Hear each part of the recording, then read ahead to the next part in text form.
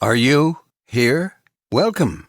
This is the spoken word version of the Paul Leslie Hour's latest essay entitled, Colbert's Cancellation Sparks Leftist Outrage. But what's new? The cancellation of The Late Show with Stephen Colbert on CBS let loose a wave of outrage from the left.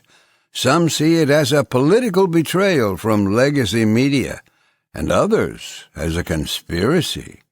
But leftist hysteria is on brand. Their grievances are endless, and Colbert's show ending is just the latest flare-up. We're going to let Paul take it from here. Paul? The cancellation of The Late Show with Stephen Colbert on CBS let loose a wave of outrage from the left. Some see it as a political betrayal from legacy media, and others as a conspiracy. But leftist hysteria is on brand. Their grievances are endless, and Colbert's show ending is just the latest flare-up. For the group of people we call the left, every day brings a new grievance. There's always a resentment du jour, always. Look on the platforms like X, and you'll see that the latest upset is CBS announcing the end of The Late Show with Stephen Colbert. Colbert was never a good late-night host, but the major network isn't just ending his tenure, they're ending the Late Show franchise altogether. Never mind that the snooze fest has been losing money. Many on the left are insisting that CBS, a clearly left-leaning network, is only canning Colbert because they want to do President Trump's bidding. Are you laughing yet? Not long after Colbert took the reins from Letterman, I decided to give him a shot. Throughout the entire episode, I didn't so much as chuckle. I realized that it wasn't my cup of tea. Whenever I would see a clip of the second and apparently last Late Show host, I always asked the question, why did they give this guy a late-night time slot? I was hoping for someone like Norm Macdonald. It became apparent as Colbert continued with the show that it seemed like federal propaganda. When you viewed the show through that lens, everything became clearer, and you could occasionally smirk when you weren't cringing. We have options with endless podcasts and live streams. Of course, there's also the new king of late night, Greg Gutfeld. Writer and editor Walter Kern heckled, "Looks like Gutfeld has taken a scalp." As Colbert's relevancy dwindled, he became increasingly pathetic. He ended up as nothing more than a cheerleader for resentment and Trump derangement syndrome. Finally, CBS made the correct decision to put the show out of its misery. The left wept. Many leftist commentators suggested that their perpetually offended community should boycott CBS. The only late-night host worse than smug Colbert is the truly intolerable Jimmy Kimmel. Needless to say, Kimmel is outraged and needed to use the F word to express his uninformed opinion. See, now that's funny. If Kimmel is angry, we can be certain the good old USA is moving in the right direction. But if there's one thing you can always put your money on, it's that the left is furious. This doesn't change because their movement needs misery to survive. It's both the product and the fuel that keeps everything going. July is coming to an end, but do you remember June?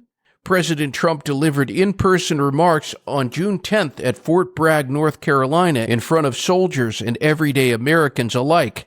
As one of the civilians in the audience, I watched as countless men and women applauded and cheered. For the left, the occasion was another opportunity to seethe. There was no attempt to focus on areas of agreement. Don't worry, there was plenty more vitriol to come. June 14, 2025 was the date of the military parade held to celebrate the 250th anniversary of the United States Army. Now there's an occasion where the fine people on both sides can come together, right? I love a parade, so a famous old American song begins. Not on their watch. You may see a unifying patriotic event. The activist class and legacy media only got more depressed. Some of you are hardly surprised. I'm here to tell you that the left isn't really happy unless they're unhappy. The Democrats could sum up 2025 as, it was the worst of times. It was the very worst of times. I see it differently. The left doesn't prosper on gratitude or success like you or I. Their ideology is a gospel of shared misery. From 2021 to 2024, it was hard to buy their bogus claims of oppression. With Biden in the White House as mannequin-in-chief and whoever the heck was running things, the media dutifully told everyone how things had never been better. Nonetheless, the wokesters bellowed, "We're the rebellion." Resist has always been a Democrat activist buzzword. Resist what? The left controls the legacy media, big tech, the entertainment industry, the university and educational system, and has even dug its tentacles into almost all big businesses. Those on the left had little to protest with a straight face. Their symbolic adversary was the 45th president, who was facing nonstop lawfare and even violence. It's hard to get worked up about much when you're actually the oppressor and in power. But something changed on November 5th, 2024. The American people decided enough was enough. It was time to give the main occupant of 1600 Pennsylvania Avenue a notice to vacate. The left was able to return to their comfort zone, imagined victimhood. There are healthy portions of villainization of normalcy, patriotism, Christianity, and morality in that recipe. This bitterness complements a constant need to endlessly complain about how the majority of Americans are just stupid, uneducated, and to use a tired accusation, racist. Does this almost seem like the thinking of a mentally ill person? You're onto something. I recommend the book Liberalism is a Mental Disorder by Michael Savage. The title kind of says it all. It's one of the best books ever written to get an understanding of what is the root of the left's collective state. Savage wrote, "As much as the left fashions themselves as being progressive, they're not.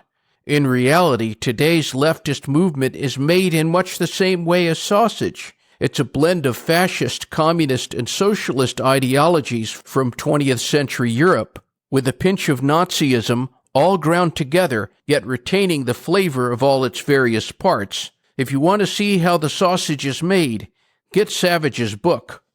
You want to see the sausage in the real world?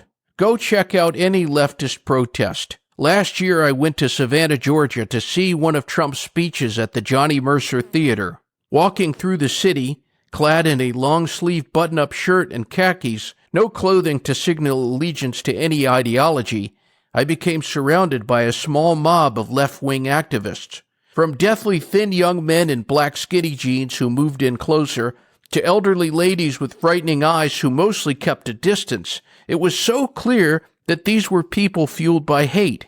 They chanted repeatedly at me, a stranger, "Racist, fascist, and Nazi." For a moment I wondered how anyone could give in to such hysteria, and it occurred to me that the only way you can stay in such a state is if you're getting something out of it. Chaos isn't a symptom of their worldview, it's kind of the point. And then I laughed. Having something to feel angry about is like comfort food to the left.